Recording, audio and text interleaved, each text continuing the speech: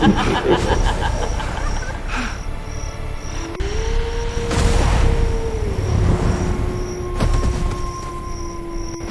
তখন প্রায় 12:30। আকাশে চাঁদ নেই, শুধু কালো মেঘের চাদর। দূরে কোথাও কুকুরের হাহাকার, লম্বা কাঁপা কাঁপা শব্দ। হঠাৎ বিদ্যুৎ চমকাল। এক ঝলকে দেখা গেল গ্রামের শেষ প্রান্তের সেই পুরনো ভাঙা বাড়িটা, যেটাকে সবাই বলে শ্মশান বাড়ি। সেই বাড়ির সামনে দাঁড়িয়ে আছে অর্ণব। শহর থেকে এসেছে সে, ভৌতিক কাহিনী নিয়ে ইউটিউব ভিডিও বানায়। গ্রামে তার মামার বাড়িতে বেড়াতে এসে শুনেছে এই বাড়ির গল্প, নাকি এখানে মাঝরাতে শোনা যায় এক অদ্ভুত শব্দ, নিষাদধ্বনি। কেউ বলে সেটা কারো কান্না, কেউ বলে মন্ত্রপাঠের আওয়াজ, আবার কেউ বলে ওটা মৃতদের ডাক। অর্ণব এসব বিশ্বাস করে না। সে ক্যামেরা অন করে বলল, আজ আমরা এসেছি এই অভিশপ্ত বাড়িতে, যেখানে প্রতি রাতেই শোনা যায় এক অদ্ভুত নিষাদধ্বনি। চলুন ভেতরে যাই।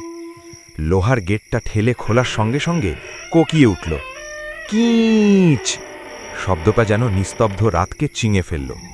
ভেতরে পা দিতেই বাতাসটা অদ্ভুত ঠান্ডা হয়ে গেল, যেন হঠাৎ করে তাপমাত্রা কয়েক ডিগ্রি নেমে গেছে।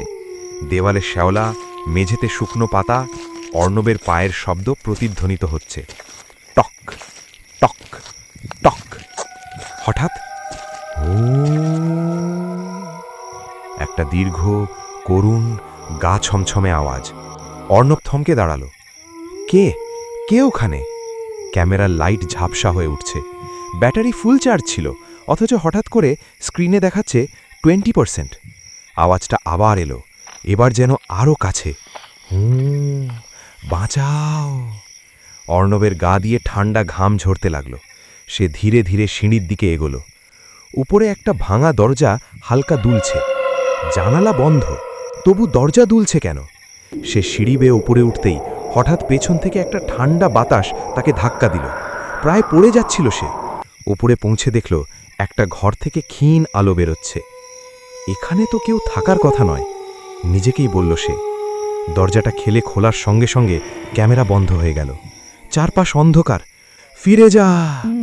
হঠাৎ ঘরের কোণে দাঁড়ানো এক অবয়ব, লম্বা চুল, মুখ ঢেকে রেখেছে, সাদা শাড়ি, কিন্তু পুরোটা ভিজে রক্তে। অর্ণবের গলা শুকিয়ে গেল। কে তুমি? মেয়েটা ধীরে ধীরে মুখ তুলল। চোখ দুটো ফাঁকা, কালো গর্তের মতো, ঠোঁট ছিঁড়ে গেছে, আর সেখান থেকে রক্ত টপ টপ করে পড়ছে। তুমি আমার বাড়িতে কেন? অর্ণব পিছিয়ে যেতে লাগল। আমি শুধু ভিডিও করতে এসেছি। মেয়েটা হেসে উঠল। সেই হাসি মানুষের নয়, কর্কশ, ভাঙা, বিকৃত। হঠাৎ তার শরীরটা হাওয়ায় ভেসে উঠল। দেওয়ালে ধাক্কা খেল অর্ণব। গলায় অদৃশ্য হাত চেপে ধরল তাকে।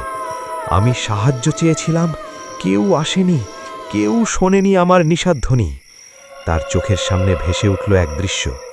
বছর 5 আগে এই বাড়িতে এক মেয়েকে নির্যাতন করে হত্যা করা হয়েছিল।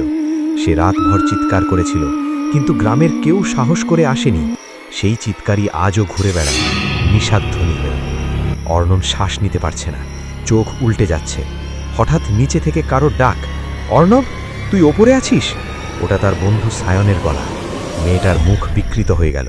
হঠাৎ অর্ণব মাটিতে পড়ে গেল। গলা ছেড়ে দিল অদৃশ্য হাত। সায়ন দৌড়ে এসে তাকে তুলল। কি হয়েছে? তোর গলায় দাগ কেন? অর্ণব কাঁপা গলায় বলল, চল, এখান থেকে চল। দুজন সিঁড়ি দিয়ে নামতে লাগলো। হঠাৎ দরজাটা নিজে থেকে বন্ধ হয়ে গেল। আবার সেই শব্দ।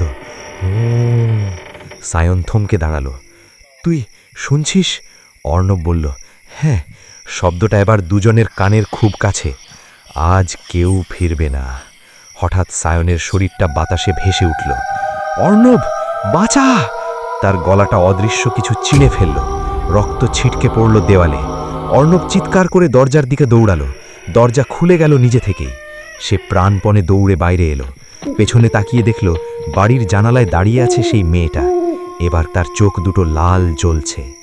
পরদিন সকালে গ্রামের লোকেরা বাড়ির সামনে অর্ণবকে অজ্ঞান অবস্থায় পায়, কিন্তু সায়নের কোনো খোঁজ মেলেনি। অর্ণব আর কখনো কথা বলেনি। শুধু মাঝরাতে হঠাৎ উঠে বসে ফিসফিস করে, আমি আসছি। গ্রামের মানুষ বলে, এখন আর একা নয়। প্রতি রাতেই সেই বাড়ি থেকে শোনা যায় 2টা নিষাদধ্বনি, একটা মেয়ের আর একটা ছেলের।